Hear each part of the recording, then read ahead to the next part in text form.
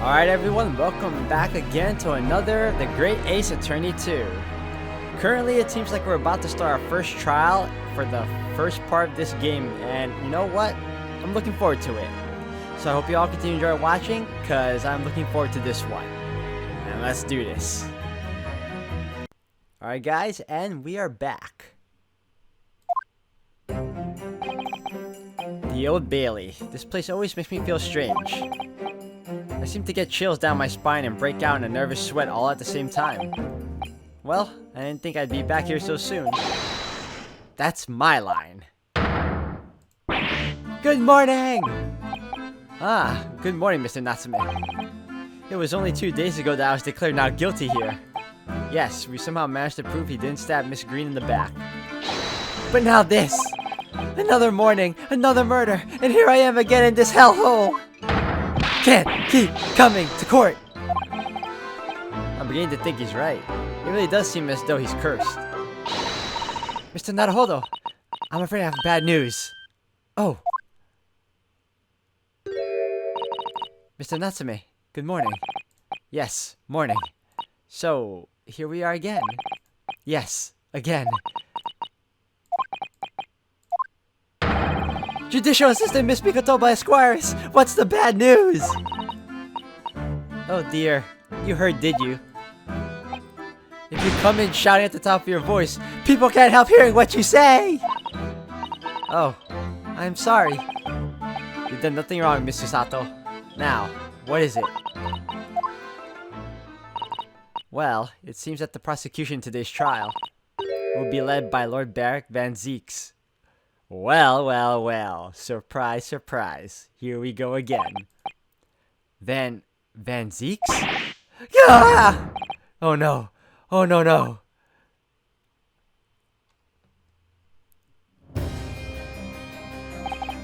The so-called Reaper of the Bailey, the most legendary prosecutor in the land.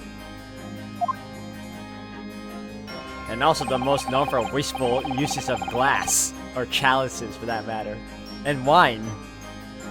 In the trial 2 days ago, he pursued Sasaki-san and I relentlessly. Of course, by the skin of our teeth, we managed to pull through, but still. Perhaps Mr. Natsume's acquittal in the last trial wasn't the end of the matter after all. Yes, I know what you're thinking. The legend of the Reaper that says, nothing can save a person in the dock when Lord Van Zeeks is the prosecutor. Oh no. That even if the person is found not guilty, the accused will meet a mysterious end one way or another. And we've experienced it firsthand. A man we successfully defended met the most terrifying end after his acquittal, right here in the Old Bailey. Ah! Do I have to put up with those ice-cold eyes boring into my soul again? Cursed by evil spirits and now by the Reaper? Pair of petrifying perils, potentially. Well, if it's potentially, at least you appear to have hope, Mr. Natsume. Locum student, Mr. Naruhodo Esquire. Yes? I'm innocent! You have to believe me! You, more than anyone now. Don't worry. I'll be your steadfast ally every step of the way in this battle. I promise. And this promises to be a hard battle. I fear. Well, the trial is scheduled to begin shortly. We should move into the courtroom. Let's go. Oh yes, I forgot to say. I'm afraid he won't be able to make it. Mr. Sholmes, I mean. That's probably for the best. Oh, if he were here, I might be tempted to rely on his help. And that could be seen as a weakness. If Lord Van Zeeks were to notice, he'd prey on him mercilessly. At least, that's my gut feeling. Mr. Naruhodo. You're right. Yes, you're so right. Oh, well said, locum student, Mr. Naruhodo Esquire. Well said. I swear on this sword at my side and on the spirit of Kazuma that all it harbors. I'll show him what a Japanese lawyer can do. I'll set you free, with honor. Oh yes!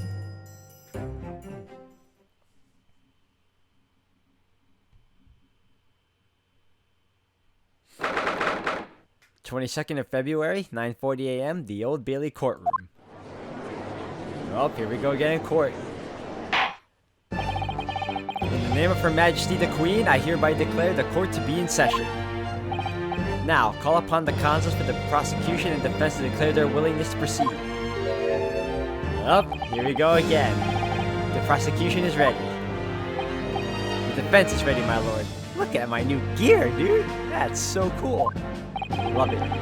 Readiness for the trial, my Lord Nipponese friend. Is not what the defense needs. What you need is readiness for your inevitable defeat. It's not just in my imagination. It's really there.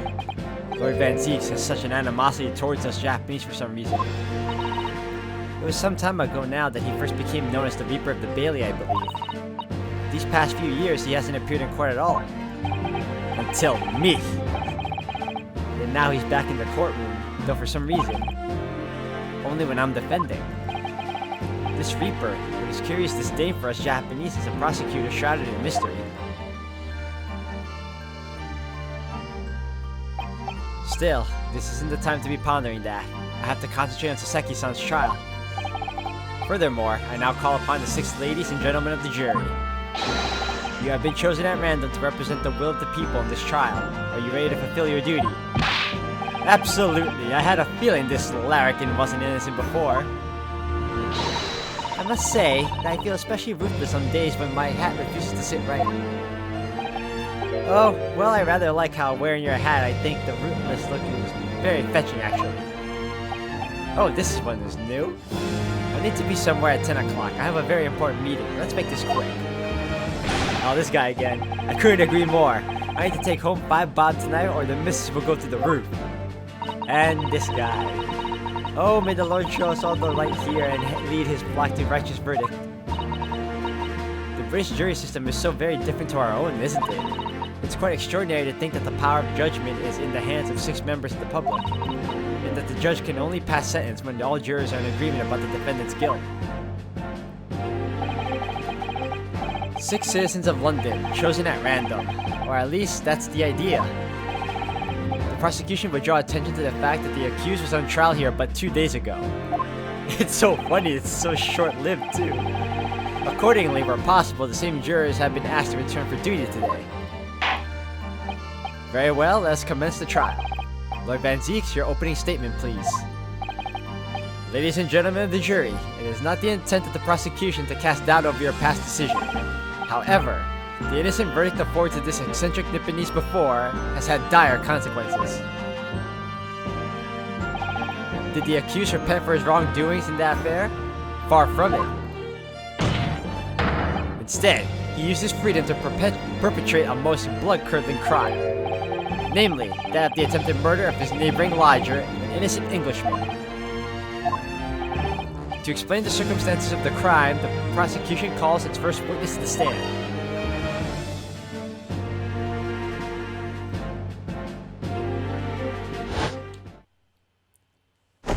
Oh, he's already getting serious. The detective responsible for investigating the scene, and the accused himself.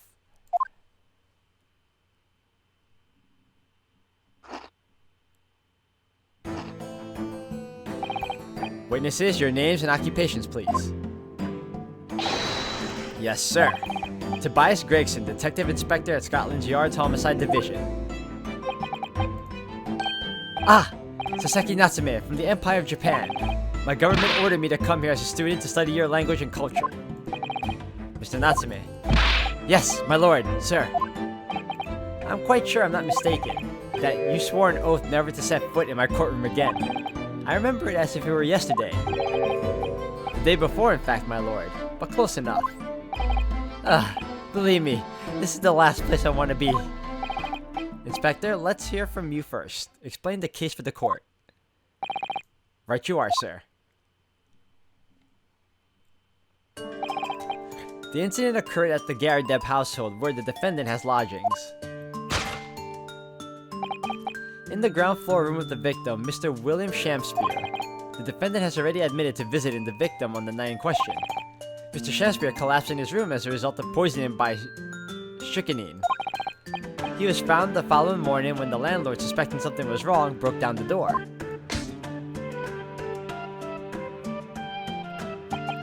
This means I presume that the door to the victim's room was locked at the time of the incident? Correct, my lord. It was locked from the inside, making entry to or exit from the room impossible. Although the victim, Mr. Shamspeare, lives to tell tale, he very nearly didn't.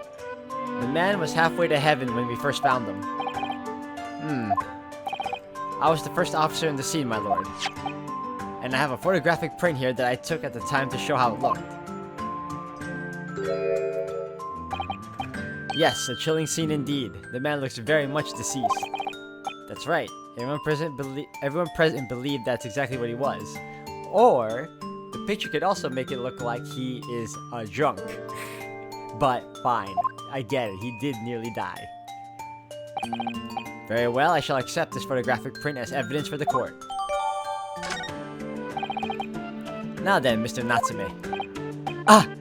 Yes! Yes! Yes! As the defendant, do you have anything to say at this juncture? They're haunted. Haunted by evil spirits. Good gracious. What's haunted? Haunted, sorry. My lodgings! There's been a whole series of strange happenings in my lodgings! The tenant before me died in mysterious circumstances. A woman was stabbed by no one on the street outside. My neighbor was poisoned. And me! What about me? I've nearly been killed countless times. Killed, Mr. Natsume? How? Even on that fateful night it happened. When I returned from Mr. Shamspeare's room. I lit my gas stove and climbed into bed, but before long, the stove went out. And somebody tried to kill me! You must always extinguish all fires before retiring for the night, Mr. Natsume. But it's so cold! My runny nose would freeze. The point is, I didn't poison my neighbor. Oh, why am I being accused of this? Why is my existence so cursed? Thank you, witnesses. I believe I have a reasonably clear picture of events. If I could raise one more point, my lord. One more conclusive point. Conclusive? Go on.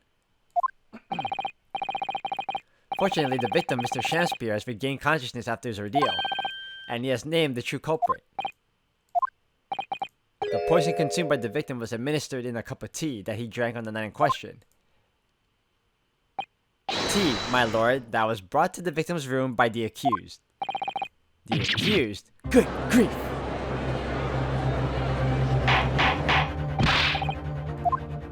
I see we have our work cut out for us, yet again. Yes, that's the crux of the whole case. If Seki-san is innocent, then why? Why has the victim accused him? Well, Mr. Natsume, what have you to say to this accusation? That evening, yes, I did take some freshly brewed tea with me when I visited Mr. Shamspeare's room, as a gift. The public water pump outside always freezes at night, so I bought bottled water especially to make it. And this is the result! Never will I touch tea again! Never! The public pump was frozen, you say? That's not information we've heard before. That will do, thank you. Now, according to our laws, the defense must have the opportunity to cross-examine witnesses at least once. Therefore, I call upon these witnesses now for a formal testimony. I presume the prosecution has no objection? None whatsoever, my lord. Good. Then you will give your account of events on the night in question to the court now. Yes, my lord!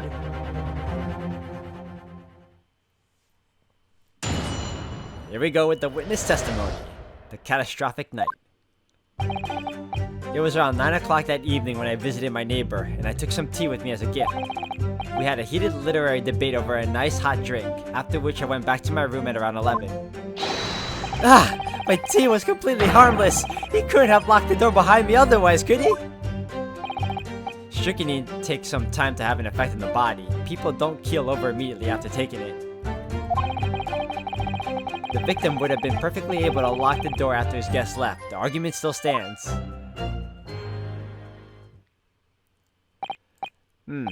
Yes, I see. It all seems relatively straightforward. Excuse me, but that testimony does raise one rather crucial point, I think. Mr. Natsume claims his tea to have been harmless, presumably though. The teacups have been examined for traces of poison, haven't they? Why didn't I think of that? Well, as it happens, no. I messed up with that one, hold on. We haven't been able to, gotcha. Did I hear you correctly, Inspector? Scotland Yard has failed to examine the suspect's substance? How could you have overlooked something so important? Isn't that the first thing you should have done? My learned Nipponese friend is falsely incensed. The inspector said Scotland Yard was unable to examine the tea, not that it was overlooked. Unable? Why? It's simple enough. There was none left, not a drop. Someone must have been very thirsty indeed. With current scientific techniques, it's not possible to test for poison under such circumstances. We'd only need a drop, but that one drop does actually have to exist, funnily enough. The lack of examination notwithstanding, it appears nothing other than a tea passed the victim's lips on the night in question. I see. Thank you. The matter is clear. Cast your eyes over the jury, my learned friend. What? You can see it in their faces, I'm sure. The recognition of the accused's guilt. Your client's fate is all but sealed. In mere moments from now, you will lose, and your compatriot will be damned for all eternity. He's right. I can feel all 6 of the jurors looking daggers at me. But I can't let them beat me down. I won't. Counsel for the defense, proceed with your cross-examination. Yes, my lord.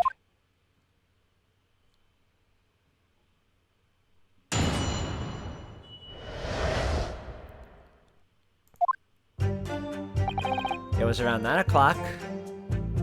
Okay. Heated literary debate over a nice hot drink. My tea was completely harmless. You couldn't have. Strychnine takes some time to affect on the body. People don't keel over immediately after taking it. I am pressing this. Hold it! How long does it take for symptoms to appear then? According to the coroner I was speaking to at the yard, about 30 minutes after the poison is consumed.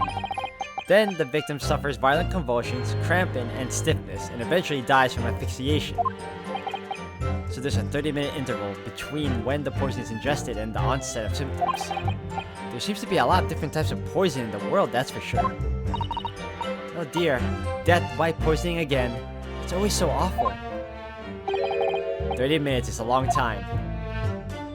Certainly long enough for the victim to have locked the door behind the accused after he left.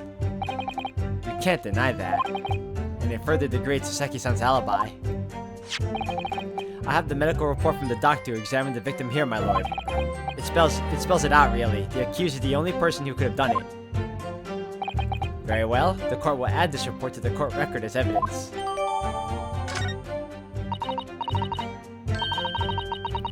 Oh yes, I see it here. Delayed onset of symptoms. Great.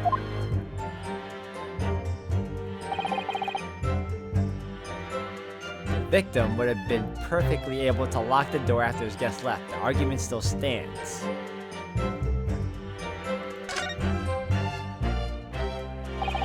That's the extent of their testimony, is it? If I could voice a personal opinion, Mr. Naruhodo. Of course, go ahead.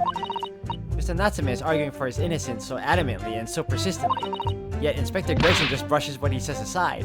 It's really quite infuriating. I agree. So we need to find an inconsistency in what the inspector is saying, I think. I'm afraid so. As things stand, the jurors are sure to find Mr. Natsume guilty. As I see it, what we need to focus on is the poison in the tea. Let's listen carefully to this testimony again. Yes! It was around 9 o'clock that evening when I visited my neighbor. Took some tea with me as a gift. We had a heated literary debate over a nice hot drink, after which I went back to my room at around 11. Hold on, let me check my items. Now that I got some evidence present.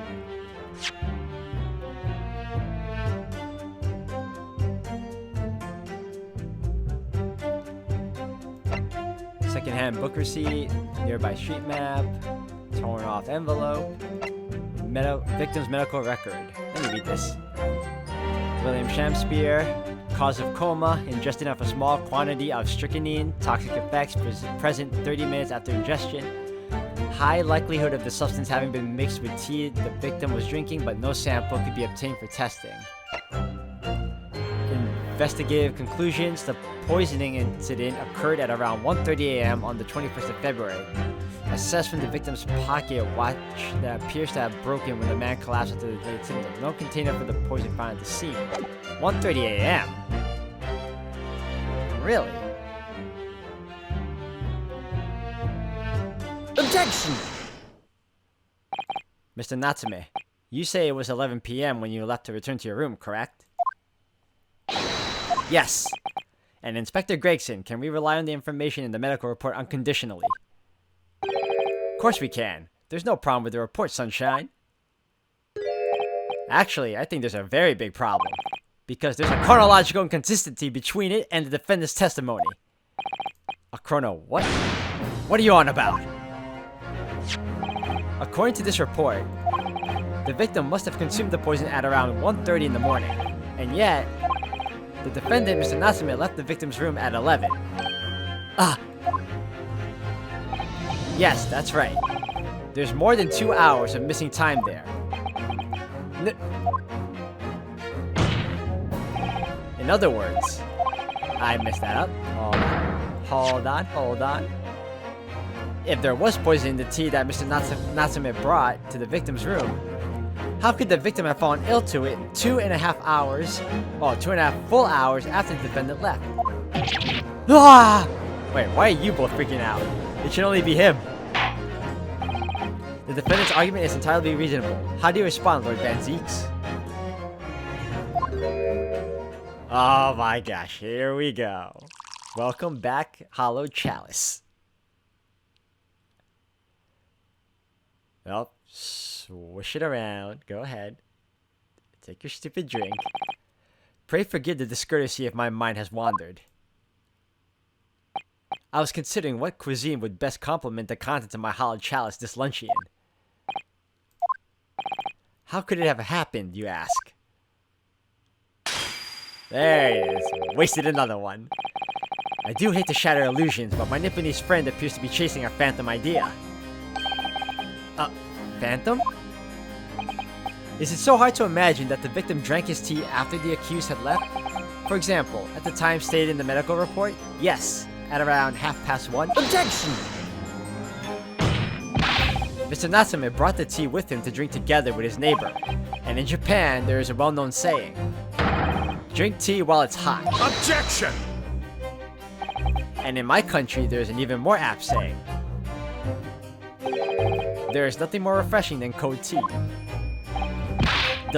The point is, if there was such a long gap, there may be other ways to explain how the victim came to be poisoned. Other possibilities. What sort of possibilities, counsel? Well, for example, the man could have had another visitor. Another visitor. That's a very bold assertion, my learned friend, from someone who has nothing to substantiate it. Or the victim could have taken the poison of his own volition. You suggest this may have been a suicide, counsel? Objection! Mr. Shamspeare has categorically denied suicide.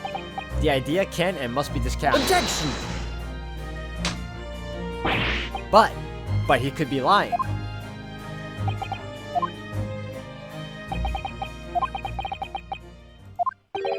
Is something wrong, Lord Van Zeeks? I was listening to the sound of the carriage pulling up outside the courtroom. Pray forgive the discourtesy. Carriage? What carriage? It would seem that the key player in this case has just arrived.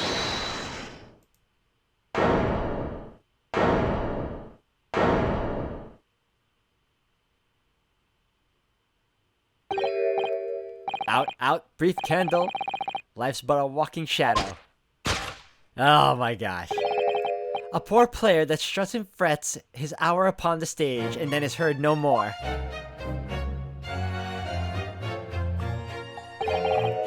It is a tale told by an idiot full of sound and fury, signifying nothing.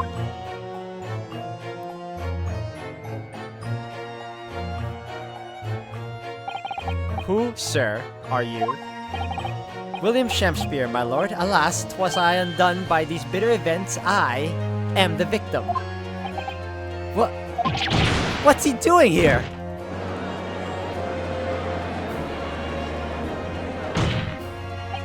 The prosecution seeks to call this gentleman to the stand.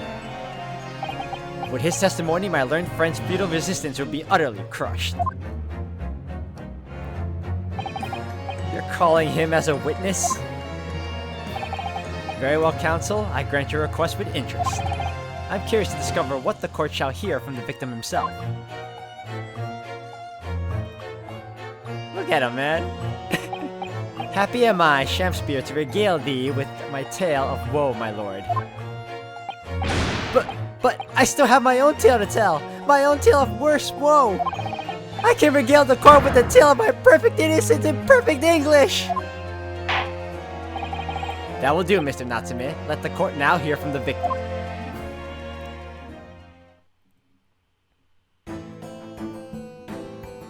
That smile, man. Whoa, who's... Alright, so that's Mr. Shamspeare. But who's that other man beside him? Yes, I feel sure that we've caught a glimpse of that man before. Indeed we have. I just forgot his name also. He was in part 1. State your names and occupations for the court, please, witnesses. A writer of words so sweet, they do scent the breeze. An inventor of ideas so profound, they compose the earth. The unrivaled poet, the unmatched scribe, William Shakespeare. Were the great bard to be recalled to life anew, lo, what a magnificent man.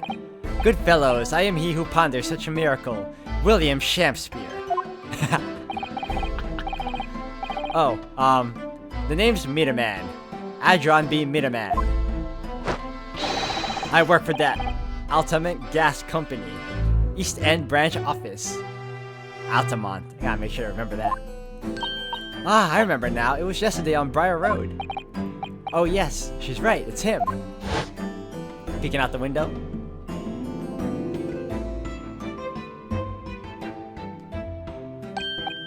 Oh, what's this? What's that man doing over there? Looks like he's trying to see into Saseki-san's lodgings. Is something wrong, Mr. Nada? Hold up. Excuse me, could we have a word? Ah! My guy posed and teleported. That's some skill right there. Yes, we spotted him outside Mr. Gardeb's house that morning. And he's a gas company employee. What does he have to do with this case? So, Mr. William Shamspeare, you are the victim in this miserable affair, correct? Oh heaven, oh hell, do you command me to remember that sweet poison that didst cross mine innocent lips? I subpoenaed him for the trial, with his doctor's permission naturally. Hearing the testimony of the aggrieved will remove any room for doubt from the jurors' minds, I'm sure. Behold, you have only to rearrange the letters of my name to see that me's a seraph, an angel indeed. Thus, be I a noble mind, a sweet of nature, and verily, honest of heart, as all heavenly angels be. Because there isn't a less contrived meaning in your name. No, not at all. The jurors seem to be very moved by this man, I'm afraid. They're actually taking this seraph anagram idea seriously? Thank you, witnesses, for your illuminating introductions. But, my lord, what's the man next to Mr. Shamspeare doing here? The gas man, I mean. What? Me? Well now. Allow me to enlighten my learned friend. You recall, I presume, your earlier impertinence? When you suggested that the victim had another visitor to his room on the night in question. And moreover, that the victim is a compulsive liar. What? No, I didn't quite say that. This young chin-stroker is here to controvert your wild claims conclusively. Is that not so, Mr. Meterman? Huh? Hang on. No, I'm just here. I hereby call for your formal testimonies. You will tell the court as lucidly as possible what happened on the night in question. Alright guys, I'm going to have to end the video here for today. Thank you all for watching. This court drama has been all the more exciting now that we have this particular witness because I am loving Mr. Shamspeare. He is awesome. So anyways, guys, until the next one, we'll continue this.